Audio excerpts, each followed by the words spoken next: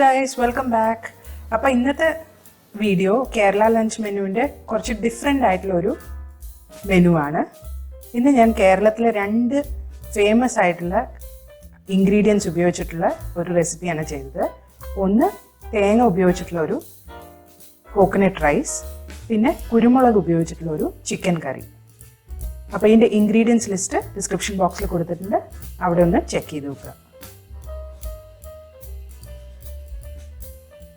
അപ്പോൾ ആദ്യം ചിക്കനെ ഞാൻ മാരിനേറ്റ് ചെയ്യാൻ വെച്ചിട്ടുണ്ട്. കുരുമുളക്, മഞ്ഞൾപ്പൊടി, നാരങ്ങ നീര്, പിന്നെ ഉപ്പ് ഇട്ടിട്ട്, പിന്നെ ഒരു ചീനച്ചട്ടിയിൽ വെളിച്ചെണ്ണ ചൂടാക്കിയിട്ട് അതിലേക്ക് മസാല ഇട്ടതിന് ശേഷം സവാള അരിഞ്ഞതും ചേർത്ത് കൊടുത്തിട്ടുണ്ട്.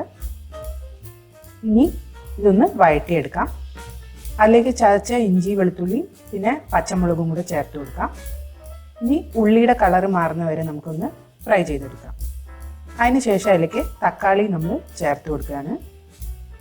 ഈ തക്കാളി ഒന്ന് സോഫ്റ്റ് ആവുന്നവരെ കുക്ക് ചെയ്തെടുക്കാം. ഇതിന് ശേഷം അതിലേക്ക് മഞ്ഞൾപ്പൊടിയും മല്ലിപ്പൊടിയും ചേർത്ത് കൊടുക്കുകയാണ്. അതൊന്ന് നന്നായിട്ട് മിക്സ് ചെയ്യുക. പിന്നെ ചതച്ച കുരുമുളകിൻ്റെ പൊടി ചേർത്ത് കൊടുക്കുക.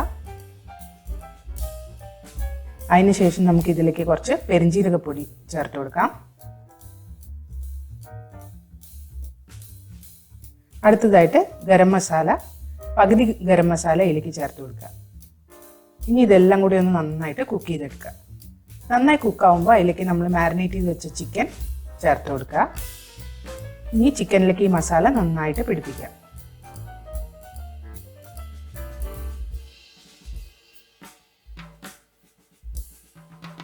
വെള്ളം ചേർക്കാതെ ചിക്കനിലെ വെള്ളം മാത്രമായിട്ട് അടച്ചു വെച്ച് കുക്ക് ചെയ്യുക.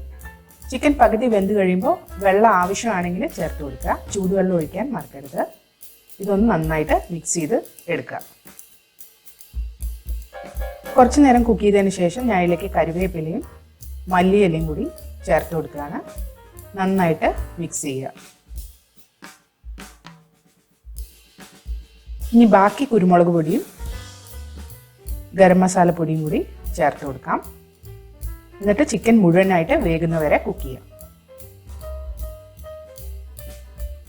അപ്പോൾ ചിക്കൻ നന്നായിട്ട് വെന്ത് വരുമ്പോൾ ഇതിലേക്ക് തേങ്ങാപ്പാൽ ചേർത്ത് കൊടുക്കുക. ഒന്ന് ഇളക്കി കൊടുത്തിട്ട് നമുക്ക് ഗ്യാസ് ഓഫ് ചെയ്യാം. നമ്മുടെ ചിക്കൻ കറി റെഡി. അടുത്ത് നമുക്ക് കോക്കനട്ട് റൈസ് ഉണ്ടാക്കാം. അതിനായിട്ട് വെളിച്ചെണ്ണ ചൂടാക്കിയിട്ട് അതിൽ കടുക്, ജീരകം, ഉഴുന്നും പരിപ്പ്, കടലപ്പരിപ്പ് ഇത്രയും ചേർത്ത് കൊടുത്ത് പൊട്ടിക്കുക. അതൊന്ന് പൊട്ടി വരുമ്പോൾ അതിലേക്ക് ചുവന്ന മുളക് ചേർത്ത് കൊടുക്കുക. കുറച്ച് കായപ്പൊടി ചേർത്ത് കൊടുക്കുക. കുറച്ച് അണ്ടിപ്പരിപ്പ് ചേർത്ത് കൊടുക്കുക. ഇതെല്ലാം ഒന്ന് നന്നായിട്ട് കുക്ക് ചെയ്തെടുക്കുക. ഇനി ഇതിലേക്ക് കറിവേപ്പില ചേർത്ത് കൊടുക്കുക. ഇഞ്ചിയും പച്ചമുളകും അരിഞ്ഞത് ചേർത്ത് കൊടുക്കുക.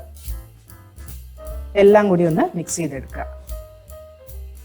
ചോറ് ഞാൻ ഉപ്പിട്ടിട്ട് നന്നായിട്ട് വേവിച്ചെടുത്ത് തണുപ്പിച്ചിട്ടുണ്ട്.